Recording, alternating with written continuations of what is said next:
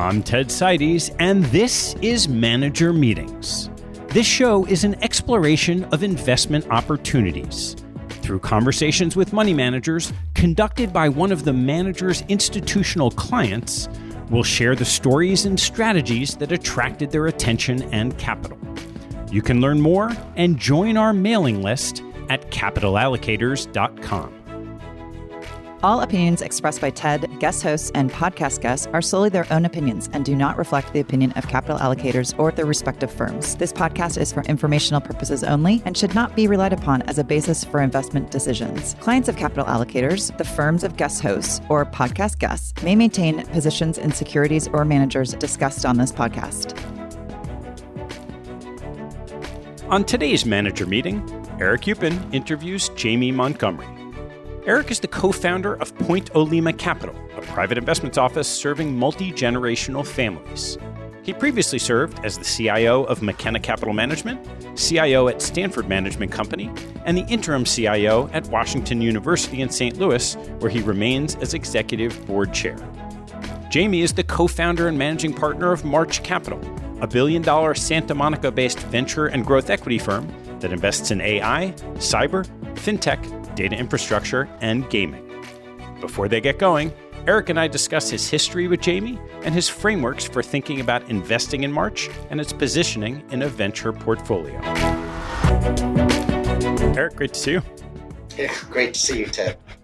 So I'd love to hear how you first met Jamie and March.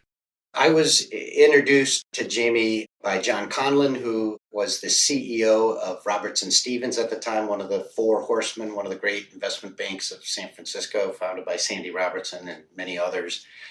Jamie was building a next generation boutique investment bank called Montgomery and Company, no relation to Tom Weisel's Montgomery Securities. And he was looking to build a firm to really help young companies get financing, think about their growth, and build something that really was a follow-on to those great firms. So how did that play out from Montgomery, the bank, to what became March Capital? Jamie had built Montgomery, managed the firm quite well through even the tech or the global financial crisis, and then ultimately sold the firm. And as he was thinking about his next chapter, he really was looking to invest in a lot of the businesses. When you have a lot of experience taking companies public, doing M&A, where you're really seeing hundreds and hundreds of companies and dozens becoming juggernauts, really significant players, and the amount of return and wealth creation that occurs there, that was the insight for him to take those skills and that pattern recognition and experience and transfer from being in the transaction world to the investing world. How do you think about evaluating that as an investment strategy? There are three ways looking at some of the great venture capital investors. One area where you've seen great success is entrepreneurs that have built companies and understand what is involved across the multiple fronts you have to fight. Hire great people, keep them, and develop a strategy and marketing, obviously building a product and essentially running at 100 miles an hour. So there's the entrepreneur is the venture capitalist. Category two, you could argue, to grown up in a great firm, whether it's Sequoia, one of the world's greatest, or the Greylock Excel, the training and the exposure to that level of intellect, that level of ferocity, that level of thinking about and investing, and the flow you get is just an extraordinary experience if you're able to do well on those platforms. And it's extremely demanding and hard because the expectations are high. And then the third is having the pattern recognition from an investment side. And that's where I think Jamie brings a lot of almost surprising amount of insight. That when you've really seen hundreds and hundreds of companies and you've seen which have worked well and which haven't, and even having been a Wall Street analyst for 15 years myself, one of those analysts that's always wrong with the quarterly estimates and everything else, that pattern set, that experience set, all the questions, it really has been a strong base to then build an investment strategy around it.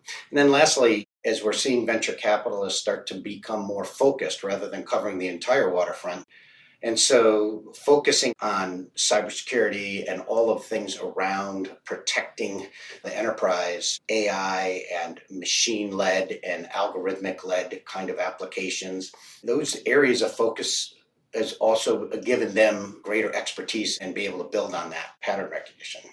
So I'm curious, in the big seats where you sat, a lot of times you expect these venture portfolios to be filled with the Sequoias and the Accels because you do have access and there's long, long histories of relationships there. How do you think about fitting in a March Capital into a venture portfolio? If you can own some of the great titans, that obviously is a great toehold.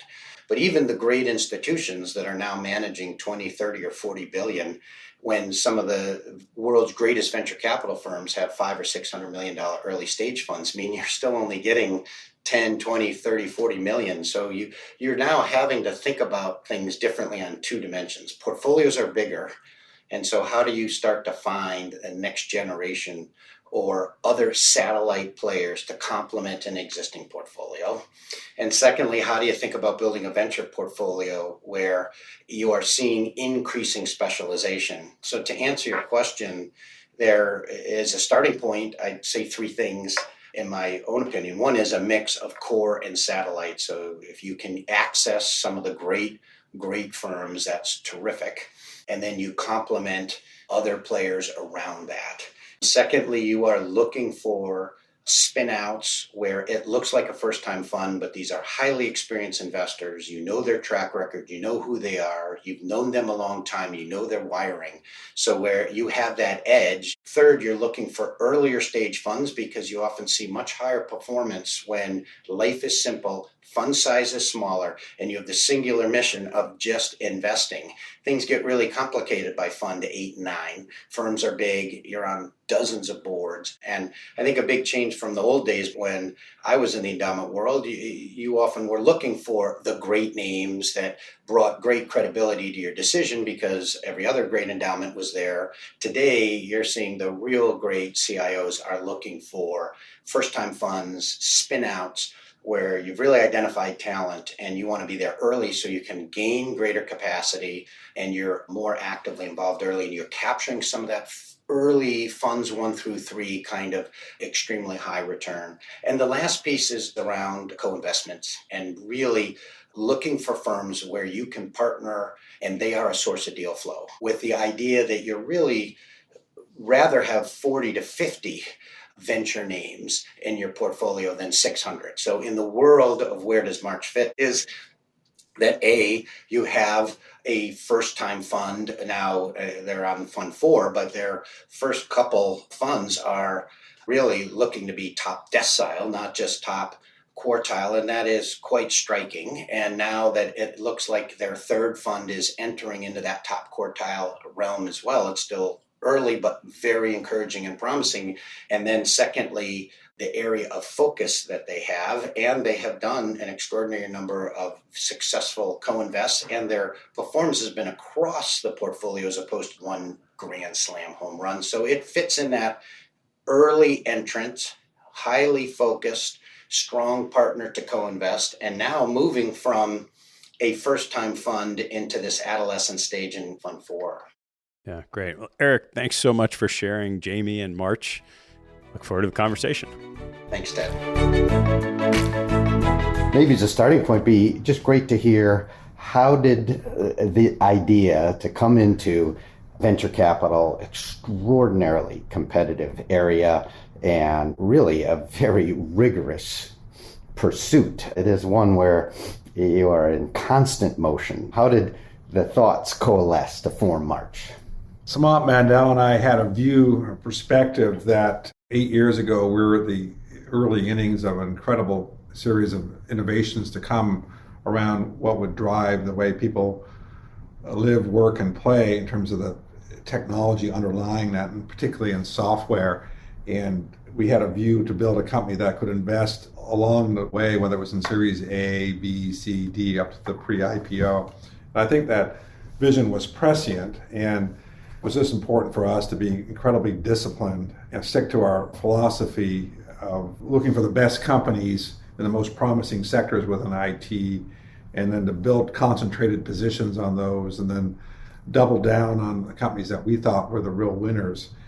And by doing a fewer number of companies that had a lot of benefit to us in terms of how we spend our time, we could work more closely with the management teams, and then we'd gain their trust and respect, and they would give us more access to the companies, and the success sort of built on itself.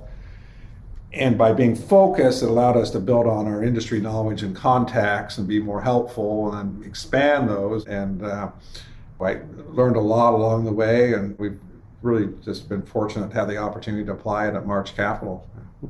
And it seems that you were early in specializing and identifying areas with a real intent on developing deeper expertise in pattern recognition in fewer areas. Because two questions. First, do you agree that venture is really currently innovating and potentially disrupting every industry, every sector? And second, that you need to specialize, and if specialize, how did you come to the areas that you are really focused on, and what are some of the drivers and excitement in the areas you're focusing on?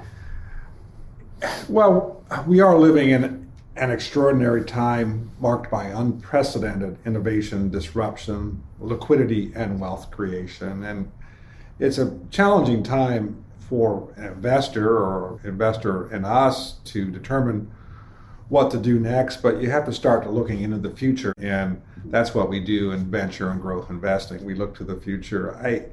I feel as if we have a very good call on areas such as application of artificial intelligence, the next generation software for the enterprise, the next generation of cloud infrastructure, cybersecurity, payment systems, and e-commerce enablement. And by focusing on those 5 areas, we're able to build on that expertise. So the secret to us is to have the knowledge of those areas, the relationships, the pattern recognition as you described it, and then have a team working together. Teams win championships. Investment venture capital in the United States topped $150 billion last year. It's well ahead of that this year. It's fair to say the surface area of innovation has increased dramatically, but to put $150 billion in context, that's only about 0.6% of the GDP. So if it's really affecting the entire economy, maybe it's still early innings. I think you just have to look at the numbers. So there's tremendous scope for investing in innovative companies, as there's a number of structural changes. We try to stay focused and identify the companies just while they're approaching an inflection point that will really accelerate their growth. In 2020, there were over 3,000 later stage investments greater than 25 million. That's kind of where we focus, this early growth area. So it's a massive opportunity. So we look at thousands of opportunities a year to do a handful of investments. As Warren Buffett says, diversification is particularly important if you don't know what you're doing. And I think we feel like we know what we're doing, so we'll concentrate at 15% in any fund in one company, and then 75% of our investments will be in 10 companies in a fund, and we'll monitor companies for a couple of years before we invest, so we really know them well. So specialization is very important. It's a big area. It's easy to get distracted because there's so many interesting areas. And you just have to think about what's really important. And if you focus on something that's important and inevitable, maybe you get the timing wrong. Maybe you're too early. Maybe you underestimate the competition. The odds are you're probably going to pay off pretty well. People say, well, venture's risky. And well, yes and no. I mean, I think if you look at the loss ratio in the Russell 2000 over the last 20 years, about 70% of the companies went away. And if you bought the top 10 companies in the Dow 20 years ago, you'd be holding 20 cents on the dollar right now. I mean, so you have to be in the innovation economy to get the returns. It is one of the great dynamics of the American economy is the churn. Yeah. When you look at any decade in the S&P 500, the Dow, or the NASDAQ, just the changes in the elites or the top companies decade by decade, and sometimes even shorter periods. Well, everyone likes to think they are. The largest correlation sometimes for a fund's return is usually vintage. And our second fund was invested from 2017 to 2019. We made a series of investments in cybersecurity, e-commerce enablement, IT infrastructure, automation of mission-critical functions. And then we doubled down on those investments. We stress tested 2019 because we thought we might have a recession. Then COVID hits. We didn't know what to think for the first couple of weeks, but then the company started really accelerating. And all of a sudden, we had 5 years of innovation adoption in 6 months. But it's not likely to be repeated in our lifetime. And people look at that and say, oh my God, you guys are the smartest people in the world. I said, no, I was in the right place at the right time. Yeah, it'd be great to hear about your investment philosophy and approach to building March Capital because, there are some extraordinary firms in venture, just extraordinary. There's a very high persistence in venture. Yeah. So often the great stay great. And it's very hard to enter the space. Number two, venture is such a unique asset class, arguably the highest dispersion of returns, meaning the difference between the average and the very best is about as big a cone or dispersion as there is. And so from the allocator side, it's all about picking the best firms, and the old guard are relatively easy to identify, but almost impossible to access. And then come all these new firms, whether they're spin-outs or new entrants, and it is a little bit like those turtles on the beach scrambling to the ocean shore with the seagulls and crabs in the way, and very hard to know which turtle is going to make it to the ocean. And you really did. And so it'd be really interesting to hear about the philosophy you employed to identify these companies and to partner with these companies after looking at thousands. Well, it's a very competitive area, and venture attracts a lot of really incredibly talented, competitive, creative individuals, and fortunately we've been able to recruit them here as well, perhaps tone down the competitive bit a bit. Our investment approach has been to try and identify the best companies early on, and we're very relationship driven, and we invest a lot in our personal and professional networks, and we really back a team, and we'll again spend a lot of time before we invest with that team. And then if we're able to double down on your best companies on a risk-adjusted basis, you can really knock it out of the park. And then we also have offered a lot of co-investments to our LPs. And I just think it's a privilege to do what we do. We started off because we love working with entrepreneurs and being at the intersection of creativity and innovation. And we work with great entrepreneurs. We help them grow the business. I mean, I can't think of something more fun for Samant and I to do every day. We give our investors exposure to the innovation economy. They have goals. They might be financial. They might be developmental goals for a sovereign wealth fund. They may be philanthropic goals for an endowment.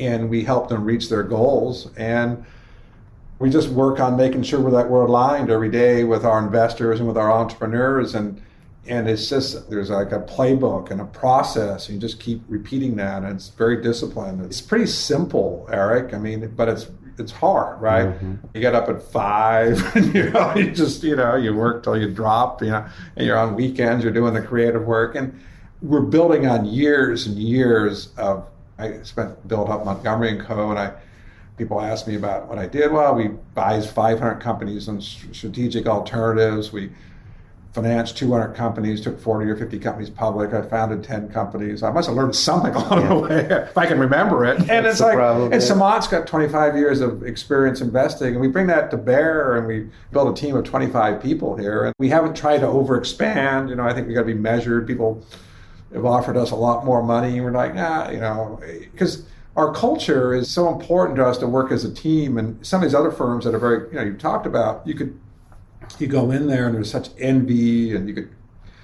cut the envy with a butter knife. It's so tight, and we're just like, okay, we're collaborative. When we invest as a team. Let's be measured. Let's be humble, grateful for what we've been able to accomplish, but we realize it's on the back of the entrepreneurs. They deserve the credit. They're the ones who we talk about. We don't do a lot of press. This is really unusual for us to talk about it. And it's been good.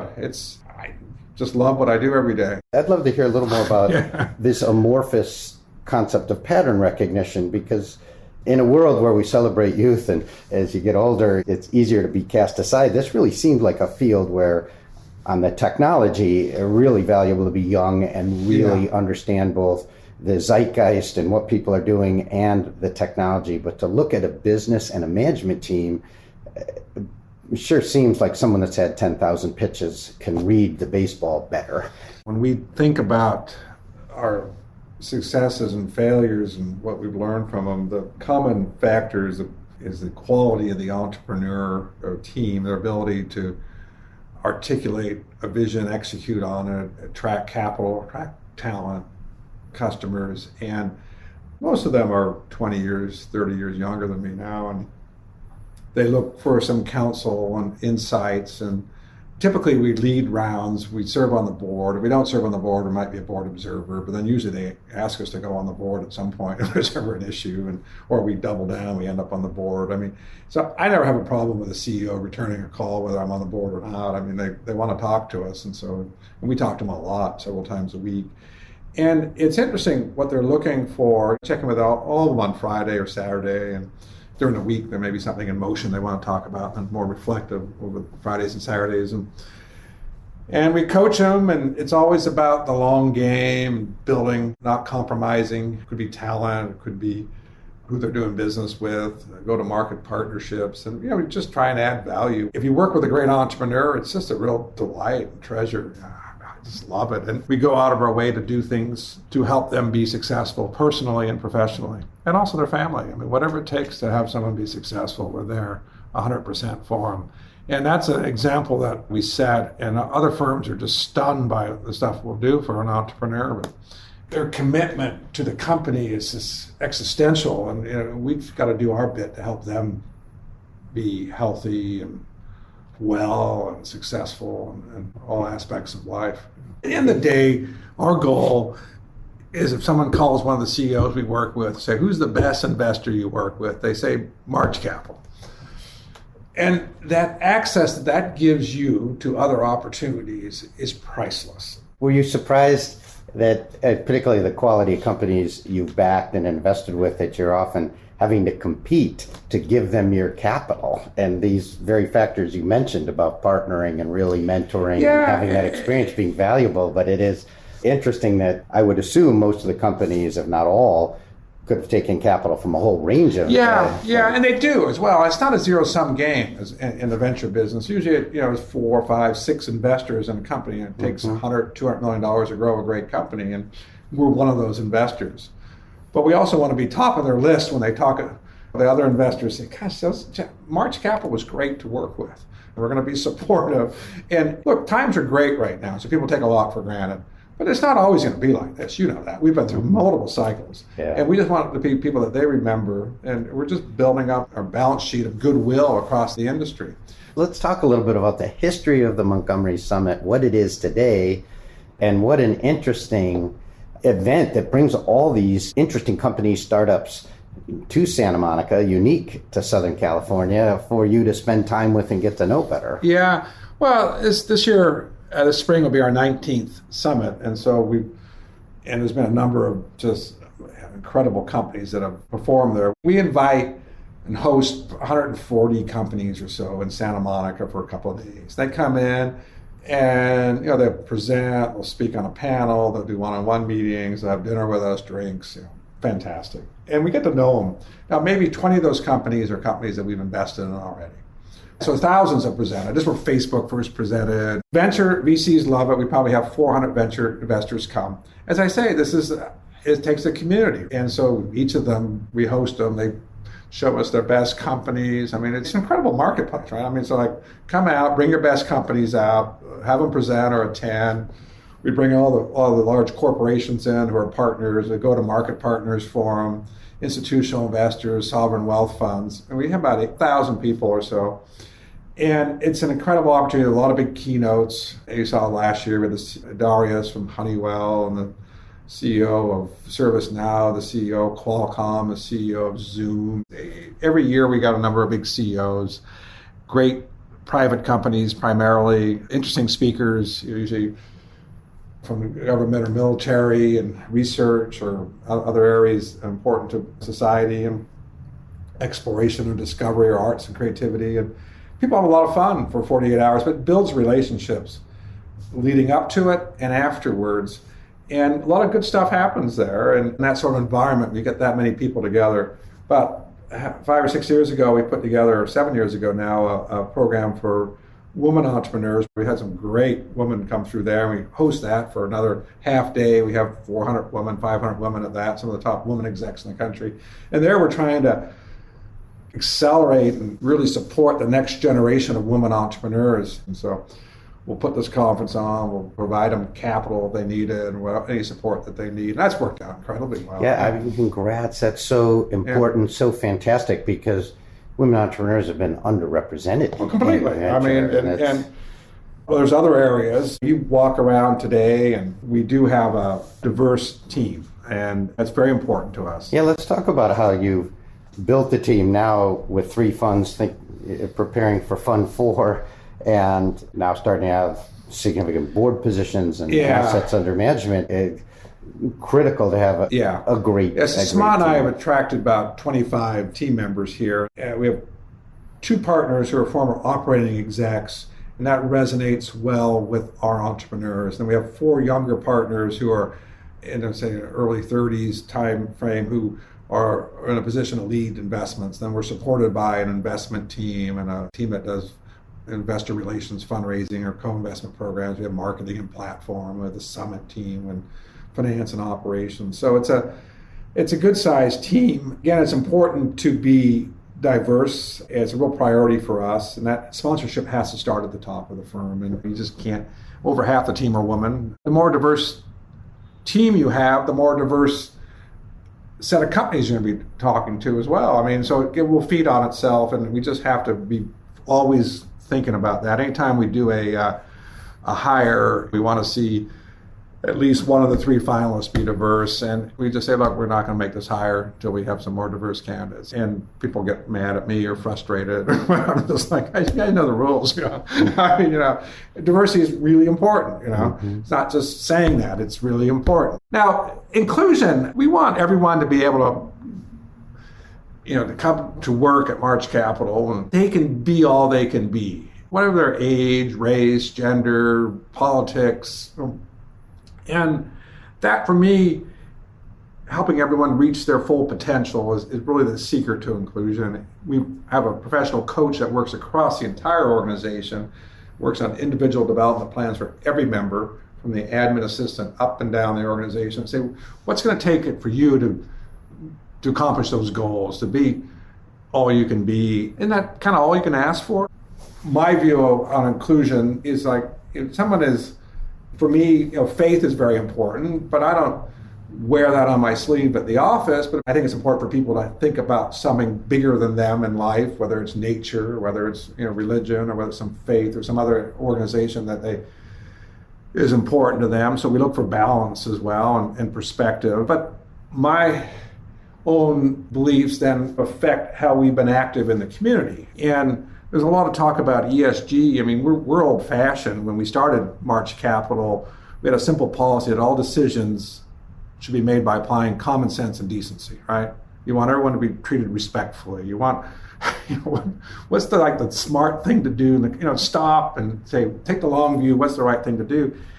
Our focus has been, since we started 8 years ago, we've always supported at March Capital community initiatives in Santa Monica for homelessness, hunger, and health.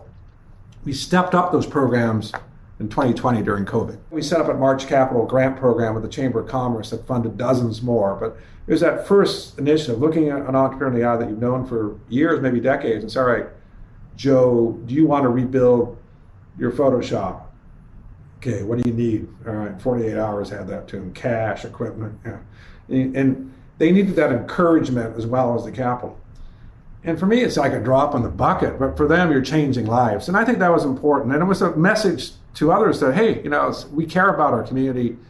Everyone step up, shop locally. And I don't know how many thousands of dollars of gift certificates I have in my drawer for all these businesses. But they'll never see the light of day. But, we went in there and gave cash grants to get these businesses back up on their feet. And, okay, great. But we also extended our programs in the inner city of Los Angeles to fund after-school programs and programs to train and transition youth from troubled backgrounds into the workforce. We got more leaning in the inner city. I think we probably should have done more earlier. But we continue to support programs to widen the envelope for inclusion in the innovation economy at local universities. We've done that at Chapman, USC, UCLA, and particularly out at Claremont College. We have a young woman here, Adele, who serves on the board of the Center for Innovation and Entrepreneurship that we provided the seed funding for. And now I say 40% of the women graduates in Claremont Makena go in the innovation economy. 10 years ago, it was 5%. Now, obviously, the jobs have changed, but we changed everybody's framework. It's the most popular program on college, and we have the Montgomery Fellows there. Half of them have to be women. I said, look, I don't care how you do this, but if you want to check every year, half of them have to be women. Half of them are women every year. Now, maybe it should be 60% women, all right, but maybe we're holding the woman back a bit. Maybe. But it was very clear. And then so in 2020, we formalized at March Capital, the March Capital Foundation, which we were informal before. So we give 1% of our profits to the community, to the foundation for the community. So we give away hundreds of thousands of dollars there.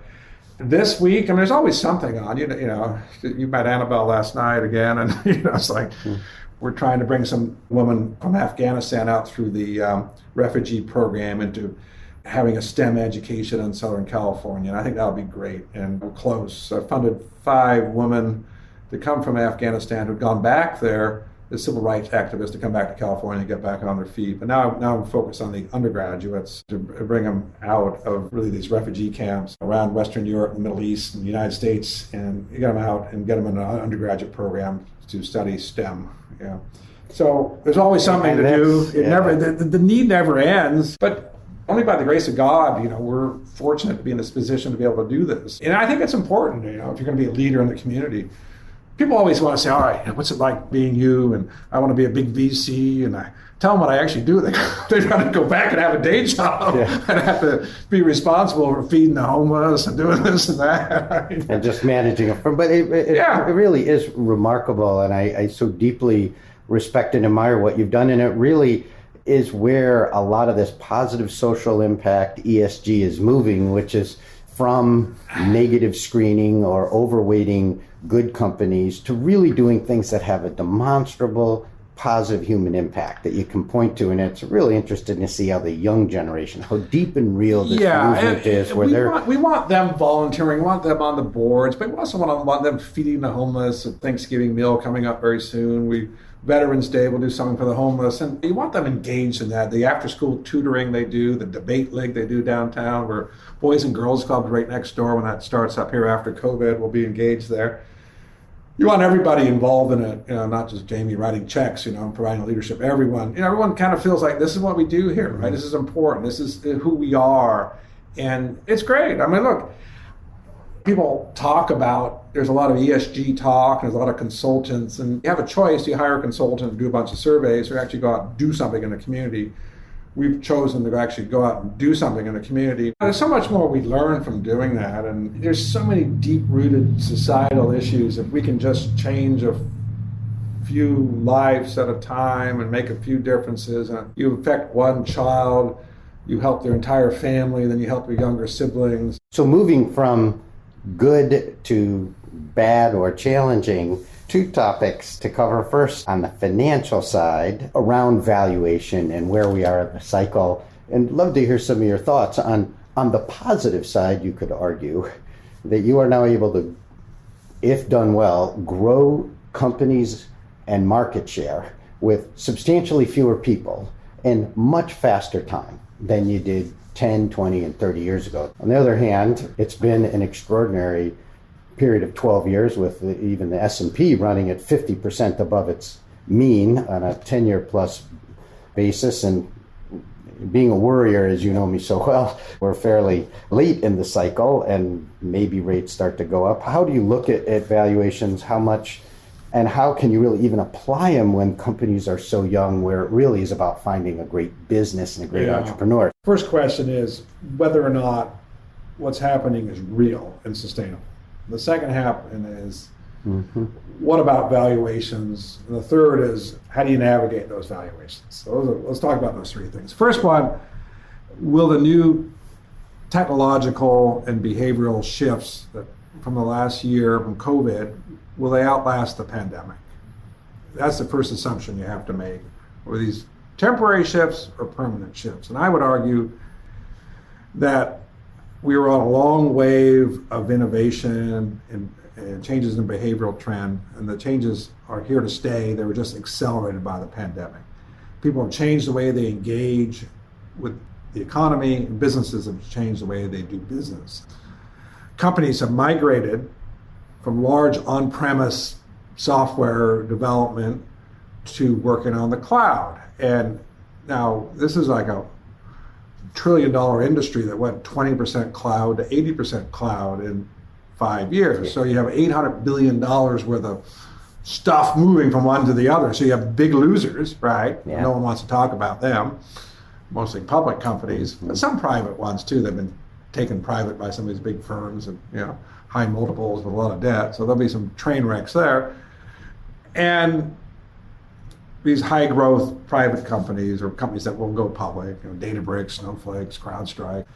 So as enterprise workloads shifted, because people were forced to work from home, their original applications weren't cloud enabled, and the home environment has also changed the cyber footprint. It used to be a firewall-based business with perimeter defense. Now it's a much bigger footprint that has to be protected.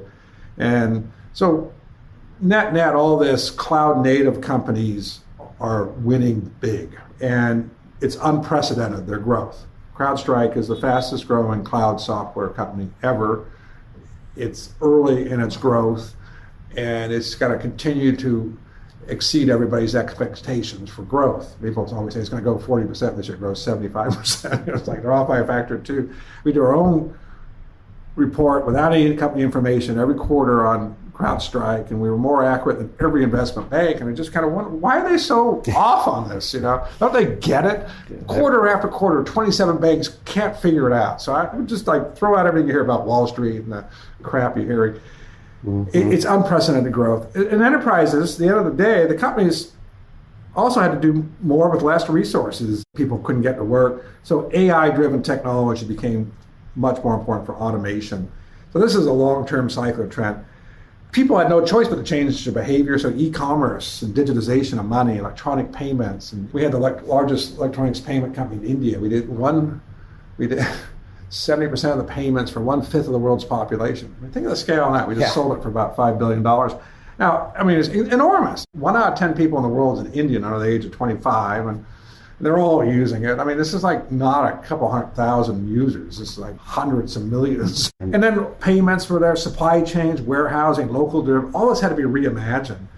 And we think that's just the start. Now, the next wave will probably come from the application of 5G and edge networks, and that's really enhances this whole distributed compute framework, which is underlying the cryptocurrency craze and NFTs. But if you take all that crap out, look underneath it, there's a whole new paradigm of computing, which will be a massive opportunity. And I will collapse virtual and real worlds for virtualization and so we're building one company that we think will be the AWS of the edge. We think we can build a company there that's worth $40-50 billion in 10 years.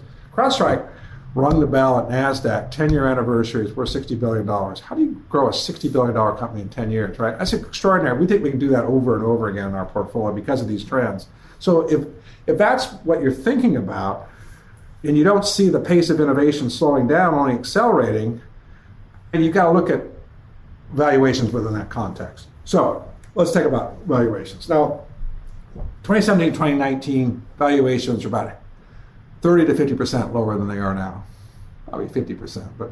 And we think, and that's measured as a multiple of revenue to revenue growth. So there's a real R square between revenue growth and multiples. And the high end would be like a Snowflake or a CrowdStrike. So you look at that R squared and you say, okay, what was it 2.5 years ago? What was it now? And we underwrite our investments to valuations that are 30 to 50% lower than the current marketplace. So we basically say, look, if we can't underwrite, we want a margin of error when we do a deal. Now, we always get that. We hope so. Occasionally we don't. And we might regret it in those. All right, let's be honest.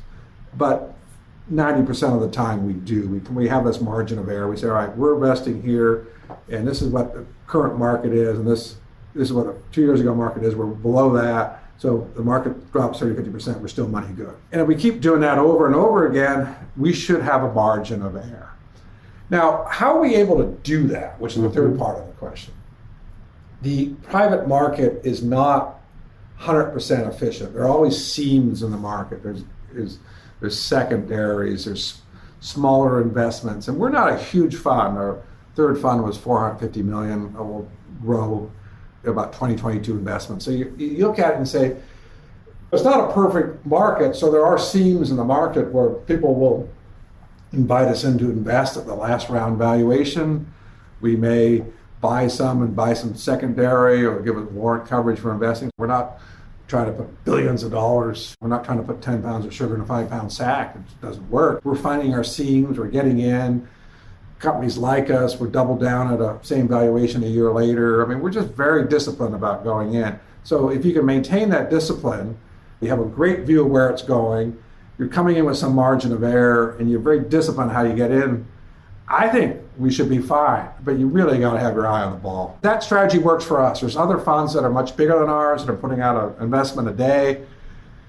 They're betting on the market. And they may do just great, they may not. That's not what the business we're in. We're a very disciplined investor, and there's only so much capital we'll deploy in that model, but we think that will continue to deliver those really good returns as a result.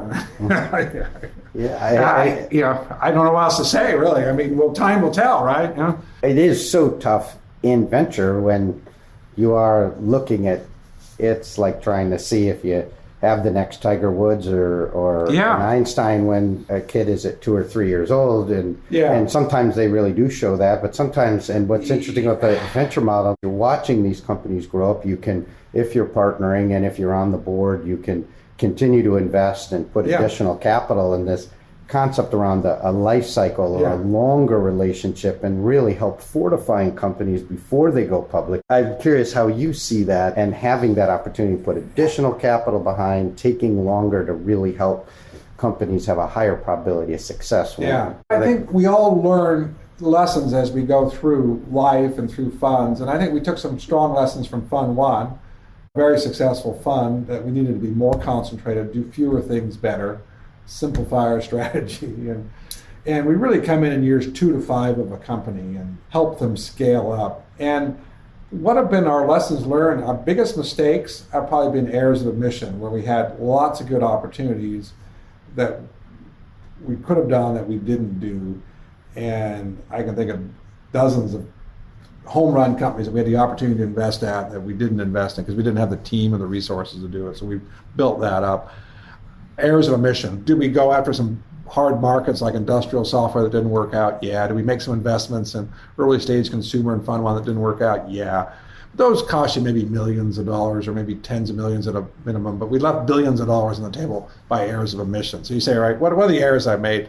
Another error of omission, I believe, is what you're talking about, Eric, which is about not staying in the life cycle. As a partner, I think you want to own these companies forever. I mean, I think they're great companies, and you sell them and you pay tax. Could we have more of a life cycle? Yeah, I think that's a lesson learned, that we probably could stay in these companies longer, and we probably need a vehicle to allow us to do that where our investors can opt to in or out. And give them the choice. I know you're very close with Charlie Munger and have benefited from his extraordinary wisdom as it has to be the top 3-5 investors and philosophers of the investment community. And it is always interesting to hear how he likes to own just a few stocks. And this model, the life cycle model, or sticking with winners that you have, is that concentrated, own the big winners. Yeah. And venture, by having these multiple rounds and watching companies grow up and having that 3 to 5 years before a lot of the larger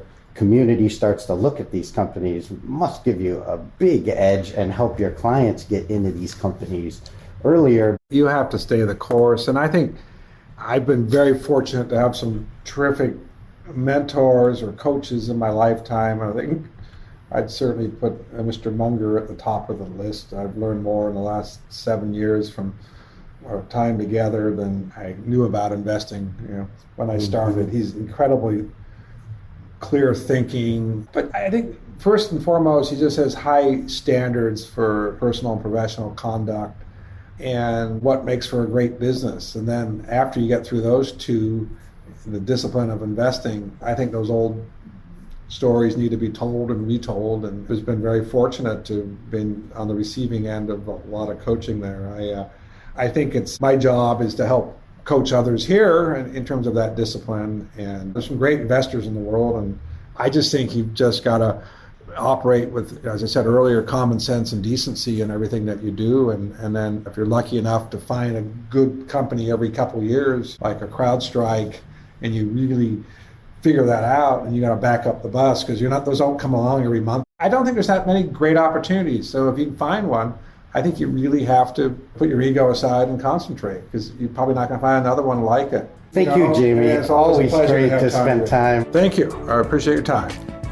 I hope you enjoyed this conversation and maybe even piqued your interest to explore further. See you next time.